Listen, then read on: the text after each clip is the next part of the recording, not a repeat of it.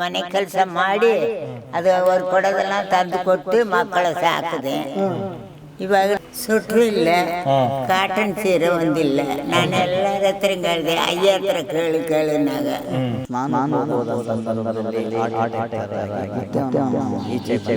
ಭಿಕ್ಷೆ ಬಿಡ್ತಾ ಇರ್ತಾರೆ.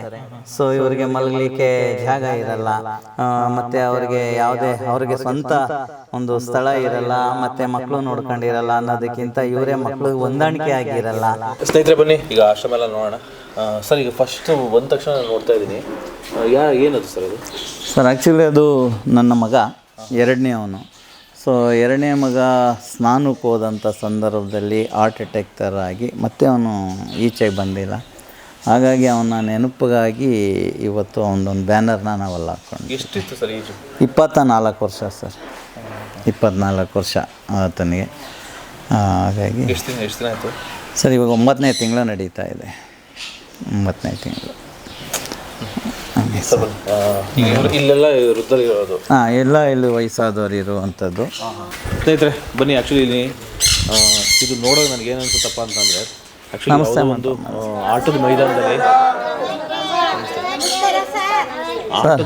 ಆಟದ ಮೈದಾನದಲ್ಲಿ ಮಕ್ಕಳು ನೋಡೋಕೆ ಚೆನ್ನಾಗಿರುತ್ತೆ. ಆದರೆ ಈ ಥರ ವೃದ್ಧರನ್ನು ಅವರ ತನ್ನ ಮಕ್ಕಳುಗಳು ಬಿಟ್ಟು ಈ ರೀತಿ ಎಲ್ಲೋ ಒಂದು ಕಡೆ ಸೇರಿಸೋದು ಕಣ್ಣಿಂದ ನೋಡೋಕ್ಕಾಗಲ್ಲ. ಬಟ್ ಇಂಥವ್ರನ್ನ ಇವರೆಲ್ಲ ಊಟ ಬಟ್ಟೆ ಕೊಟ್ಟು ಇವ್ರನ್ನ ಸಾಕ್ತಾ ಇದ್ದಾರಲ್ಲ, ಅಂದರೆ ಯಾರ್ದೋ ಅಪ್ಪ ಅಮ್ಮ, ಯಾರ್ದೋ ತಾಯಿ, ಯಾರ್ದೋ ಅಪ್ಪ, ಯಾರ್ದೋ ಚಿಕ್ಕಪ್ಪ, ಸೊ ಅವ್ರುಗಳನ್ನ ತಂದು ಒಂದು ಕಡೆ ಸಾಕ್ತಾ ಇದ್ದಾರಲ್ಲ. ಸೊ ಇವ್ರು ನಿಜವಾಗ್ಲೂ ಪುಣ್ಯಾತ್ಮರು ಅಂತ ಹೇಳ್ಬೋದು. ಯಾಕೆಂದರೆ ಇದನ್ನು ಬೇರೆಯವ್ರು ಬೇರೆ ಏನಾರ ಅರ್ಥ ತಿಳ್ಕೊಳ್ಳಿ, ಕೆಲವರು ಏನೇನೋ ಅರ್ಥ ಕಲ್ಪಿಸ್ತಾರೆ. ಬಟ್ ನನಗಂತೂ ನಿಜವಾಗ್ಲೂ ಇದೊಂಥರ ದೇಗುಲ ಅಂತಲೇ ಅನಿಸುತ್ತೆ. ಸೊ ಬನ್ನಿ ಒಳಗಡೆ ಮಾತಾಡ್ಸೋಣ. ಒಬ್ಬೊಬ್ರದ್ದು ಒಂಥರ ಹಿಸ್ಟ್ರಿ ಇರುತ್ತೆ ಇಲ್ಲಿ. ಸರ್ ನಮಸ್ತೆ. ಇವಾಗ ಇವರೆಲ್ಲ ಇಲ್ಲಿ ಅಂದರೆ ಹಗಲೊತ್ತೆಲ್ಲ ಇಲ್ಲೇ ಕಾಲ ಕಳೀತಾರಾ ಸರ್? ಹಗಲೊತ್ತು ಯಾಕೆ ಅಂತ ಅಂದರೆ ಇವಾಗ ನಾವು ಇವ್ರನ್ನೆಲ್ಲ ರಸ್ತೆ ಬದಿಯಿಂದ ಕರ್ಕೊಂಬಂದಿರ್ತೀವಿ. ಸೊ ಅವ್ರಿಗೆ ಬಂದಾಗ ಎಲ್ಲೋ ಒಂದು ಕಡೆ ಬೇಸರ ಅನ್ನೋದಾಗಬಾರ್ದು, ಎಲ್ಲೋ ಒಂದು ಕಡೆ ಕೂಡಾಕ್ಬಿಟ್ಟಿದ್ದಾರೆ ಅನ್ನೋವಂಥದ್ದಾಗಬಾರ್ದು. ಸೊ ಹಾಗಾಗಿ ಇಲ್ಲಿ ಅವ್ರಿಗೆ ಸುತ್ತಲೂ ಈ ಒಂದು ಗ್ರೌಂಡ್ ಮಾಡಿದ್ದೀವಿ. ಈ ಗ್ರೌಂಡ್ನಲ್ಲಿ ಮತ್ತು ಅಲ್ಲೆಲ್ಲ ಬೆಂಚ್ಗಳು ಹಾಕಿದ್ದೀವಿ, ಇವ್ರು ಕೂತ್ಕೊಳ್ಳಿಕ್ಕೆ, ಅವ್ರ ಕಷ್ಟ ಸುಖ ಮಾತಾಡಿ. ಖಂಡಿತ ಸರ್, ಖಂಡಿತ. ಒಂದಷ್ಟು ಲವ್ ಬರ್ಡ್ಸು, ರ್ಯಾಬಿಟ್ಸು, ಮತ್ತು ಅಲ್ಲಿ ಒಳಗಡೆ ಹೋದರೆ ನಾಟಿ ಕೋಳಿ, ಟರ್ಕಿ ಕೋಳಿ, ಬೆಂಕಿ ಕೋಳಿ, ಒಂದಷ್ಟು ಇವರಿಗೆ ಬೇಸರ ಆಗಬಾರ್ದಲ್ಲ ಸರ್. ಈ ಪ್ರಾಣಿ ಪಕ್ಷಿಗಳ ಜೊತೆ ಇದ್ದಾಗೂ ಆಗಬೇಕು. ಒಂದಷ್ಟಲ್ಲಿ 1-2-3 ನಾಯಿಗಳು ಇಟ್ಕೊಂಡಿದ್ದೀವಿ ಪ್ರೀತಿಗೆ ಅಂತೇಳಿ. ಅವ್ರಿಗೆ ಒಂದು ಸಮಯ ಪಾಸ್ ಆಗಬೇಕಲ್ಲ, ಹಾಗಾಗಿ ಅವ್ರನ್ನ ಕೂಡಾಕ್ದಾಗೂ ಇರಬಾರ್ದು. ಸೊ ಹಾಗಾಗಿ ಇದಿಷ್ಟು ಗ್ರೌಂಡನ್ನು ನಾವು ಅವರಿಗೆ ಇಟ್ಕೊಂಡಿದ್ದೀವಿ. ಓಕೆ, ಆ್ಯಕ್ಚುಲಿ ಇಲ್ಲಿ ನೋಡಿದಾಗ ಏನನ್ಸುತ್ತಪ್ಪ ಅಂತಂದರೆ, ಇವರಿಗೆ ಊಟ ಬಟ್ಟೆ ಕೊಡೋದ್ರ ಜೊತೆಗೆ ಖುಷಿನೂ ಕೊಡುವಂಥದ್ದು ಆಗಬೇಕು. ಯಾಕೆಂದರೆ ಎಲ್ಲೋ ಒಂದು ಕಡೆ ಜೈಲ್ ಥರ, ಒಂದು ಕಡೆ ಹಾಸ್ಟೆಲ್ ಥರ, ಒಂದು ಕಡೆ ಕೂರ್ಸೋದಕ್ಕಿಂತ ಈಗ ಸ್ವತಂತ್ರವಾಗಿ ಇವ್ರು ಓಡಾಡ್ತಾ ಇರ್ತಾರೆ. ಸ್ವತಂತ್ರ ಹಕ್ಕಿಗಳು ನೋಡ್ತಾರೆ, ಪಕ್ಷಿಗಳು ನೋಡ್ತಾರೆ, ಪ್ರಾಣಿಗಳು ನೋಡ್ತಾರೆ. ಸರ್ ಇವಾಗ ಇವರು ಮಲಗೋದಂಥ ಜಾಗ ಮತ್ತು ನೋಡಿ, ಆ ಎದುರುಗಡೆ ಎಲ್ಲ ಲೇಡೀಸ್ ಮಲಗ್ತಾರೆ.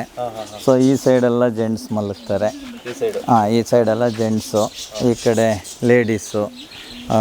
ಸೊ ಹಾಗಾಗಿ ಲೇಡೀಸ್ ಒಂದು ಕಡೆ, ಜೆಂಟ್ಸ್ ಒಂದು ಕಡೆ. ಊಟ ಎಲ್ಲ ಇಲ್ಲೇ ಒಂದೇ ಕಡೆನಾ ಸರ್? ಊಟಕ್ಕೆ ಇದು ಊಟದಲ್ಲು ನೀವು ನೋಡ್ಬೋದು, ಬನ್ನಿ.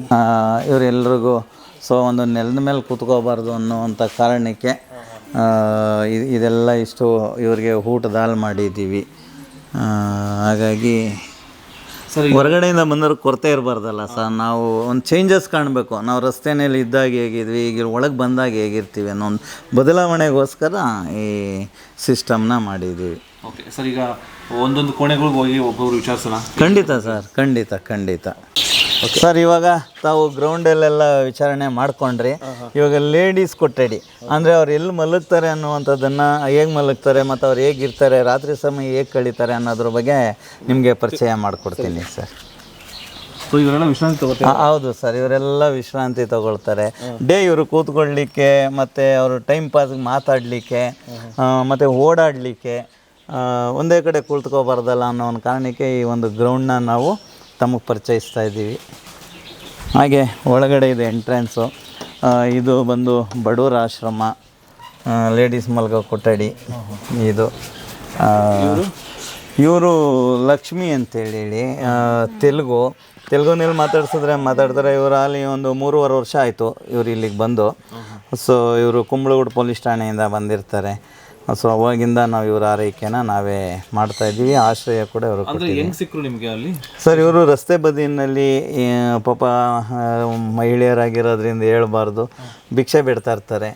ಸೊ ಇವರಿಗೆ ಮಲಗಲಿಕ್ಕೆ ಜಾಗ ಇರಲ್ಲ, ಮತ್ತು ಅವ್ರಿಗೆ ಸ್ವಂತ ಒಂದು ಸ್ಥಳ ಇರಲ್ಲ, ಮತ್ತು ಮಕ್ಕಳು ನೋಡ್ಕೊಂಡಿರಲ್ಲ ಅನ್ನೋದಕ್ಕಿಂತ ಇವರೇ ಮಕ್ಕಳಿಗೆ ಹೊಂದಾಣಿಕೆ ಆಗಿರಲ್ಲ. ಸಾಕಷ್ಟು ಸಮಸ್ಯೆಗಳು ಇವರಿಂದನೇ ಉದ್ಭವ ಆಗುತ್ತೆ. ಹಾಗಾಗಿ ರಸ್ತೆ ಬದಿನಲ್ಲಿರ್ತಾರೆ. ಅಂಥವ್ರನ್ನ ಸಾರ್ವಜನಿಕರು ಮತ್ತು ಪೊಲೀಸರ ಸಹಕಾರದಿಂದ ಒಂದು ಸ್ಟೇಷನ್ ಇನ್ಫಾರ್ಮ್ ಮಾಡಿ ಸ್ಟೇಷನ್ ಮುಖಾಂತರನೇ ನಾವು ನಮ್ಮ ಒಂದು ಸಂಸ್ಥೆಗೆ ಕರ್ಕೊಂಬರ್ತೀವಿ ಸರ್. ಎಷ್ಟು ವರ್ಷ ಆಯ್ತು? 3.5 ವರ್ಷ ಆಗಿದೆ. ಈಕೆ ನಿಮ್ಮ ಆಶ್ರಮ ಸ್ಟಾರ್ಟ್ ಆಗಿ ಸ್ವಲ್ಪ ದಿನಕ್ಕೆ ಸ್ವಲ್ಪ ದಿನಕ್ಕೆ 4ನೇ ವರ್ಷಕ್ಕೆ ಕಾಲಿಟ್ಟಿದೆ. ಈಗ ಹೆಂಗೆ ಆರೋಗ್ಯದಲ್ಲಿ ಸುಧಾರಿಸ್ಕೊಂಡಿದ್ದೀರಾ? ನೀವೇ ನೋಡ್ಬೋದು ಸರ್, ಇವ್ರು ಆ್ಯಕ್ಚುಲಿ ರಸ್ತೆ ಬದಿನಲ್ಲೆಲ್ಲ ಸೊ ಭಿಕ್ಷೆನ ಬೇಡ್ತಾ ಇದ್ದಂಥವ್ರು. ಈಗ ಮಾತಾಡಲ್ಲ? ಮಾತಾಡಿಸ್ಬೋದು ತಾವು, ನನಗೆ ತೆಲುಗು ಬರಲ್ಲ. ಸೊ ಇವ್ರನ್ನ ಮಕ್ಕಳಿದ್ದಾರೆ ಸರ್, ಮಕ್ಕಳು ಮತ್ತು ಸೊಸೆ ಮೊಮ್ಮಕ್ಕಳು ಎಲ್ಲರೂ ಇದ್ದಾರೆ. ಸೊ ಬಹಳ ಚೇಷ್ಟೆ. ಸೊ ಇವರಿಂದ ಆ ಒಂದು ಕುಟುಂಬ ಹಾಳಾಗ್ತಾ ಇದೆ. ಅಂದರೆ ಸೊಸೆ ಮತ್ತು ಮಗನ ಸಂಬಂಧ, ಮೊಮ್ಮಕ್ಕಳುಗಳ ಸಂಬಂಧ, ಕಲಹಗಳು ಶುರು ಆಗಿದೆ. ಸೊ ಇವರು ಮಗ ಇರೋದು 2ನೇ ಫ್ಲೋರ್ನಲ್ಲಿ. ಸೊ ಮೆಕ್ಯಾನಿಕ್ ಶಾಪಲ್ಲಿ ಲೇಬರ್ ಆಗಿ ವರ್ಕ್ ಮಾಡ್ತಾ ಇದ್ದಾರೆ. ಸೊ ಆ ಒಂದು ಕಾರಣಕ್ಕೆ ಬಂದು ಕೇಳ್ಕೊಂಡಾಗ ನಾನು ಅವ್ರಿಗೆ ಒಂದು ಆಶ್ರಯ ಕೊಟ್ಟಿದ್ದೀನಿ ಸರ್. ಅಜ್ಜಿ ಎಲ್ಲಿಂದ ಬಂದಿರೋದು ನೀವು? ನಾವು ಅದೇ ಬೆಂಗಳೂರು. ಆ ಮಕ್ಳೇನ್ ಮಾಡ್ತಾವ್ರೆ? ನಮ್ಮ ಮಗ car driver, mechanic, car mechanic. Okay okay. ಯಾಕೆ ಬಿಟ್ಟು ಬಂದ್ರಿ ಅವ್ರನ್ನ? ಅವ್ರು ಇಲ್ಲಿ ಹಾಸನ ಮತ್ತಲ್ಲ ನೀರು ಹೇಳ್ತಾರೆ. ನೀವೇನ್ ಚೇಷ್ಟೆ ಮಾಡಿದ್ರಾ? ನಾನು ಏನು ಮಾಡಿಲ್ಲಪ್ಪ, ಹಂಗೆ ಇದ್ದೀನಿ ಸುಮ್ಮನೆ. ಹೌದಾ? ಏನು ನಂದು ಕೂಡ ದುಡ್ಡು ಪೋಸ್ಟ್ ಆಫೀಸಲ್ಲಿ ಬಂತು, 3,000. ಅದು ಕೂಡ ಎತ್ಕೊಂಡು ನನ್ನ ಕೈಲಿ 10 ರೂಪಾಯಿ ಕೊಟ್ಟಿಲ್ಲ. ನಾನೇನು ಇವಾಗ ಅಪ್ಪದೇ ನೋಡ್ತಾರೆ, ಅಪ್ಪದೇ ನನ್ನ ನೋಡ್ತಾರೆ. ಈಗ ಹಿಂಗೆ ಚೆನ್ನಾಗಿದ್ದಾರೆ ಇಲ್ಲಿ ಚೆನ್ನಾಗಿ ಇದ್ದೀನಿ. ಊಟ ತಿಂಡಿ ಎಲ್ಲ ಚೆನ್ನಾಗಿ ಕೊಡ್ತಾರೆ? ಎಲ್ಲ ಕೊಡ್ತಾರೆ. ಹೊಟ್ಟೆ ತುಂಬ ಊಟ ಮಾಡ್ತೀರಾ? ತಿಂತೀನಿ ಮಾಡ್ತೀನಿ. ಏನು ಈ ಚಳಿ ತಡಿಯೋಕ್ಕಾಗಲ್ಲ, ಸುಟ್ರು ಇಲ್ಲ, ಕಾಟನ್ ಸೀರೆ ಒಂದಿಲ್ಲ. ನಾನು ಎಲ್ಲರ ಹತ್ರ ಹೇಳಿದೆ, ಅಯ್ಯ ಹತ್ರ ಕೇಳುನಾಗ ಅಯ್ಯ ಯಾವಾಗ ನಾಳೆ ಬಂದ ಕೊಡ್ತಾರೆ. ನಾನು ಯಾವಾಗ ನಾಳೆ ಬಂದ್ರೆ ಒಂದು ಕೊಡ್ರೆ ನಾ ಕೊಡ್ತಾರೆ. ಹೊಸದು ಬೇಡ, ಹಳೇದಾವುದು ಒಂದು ಜನಗಳು ಯಾರಾದ್ರೂ ಇದು ಮಾಡ್ತಾರೆ. ಮಕ್ಕಳ ಹತ್ರ ಹೋಗ್ಬೇಕು ಅಂತ ಅನ್ಸಲಿಲ್ವಾ? ಮಕ್ಕಳ ಜೊತೆ ಇರ್ಬೇಕು ಅಂತ ಅನ್ಸ್ಲಿಲ್ವಾ?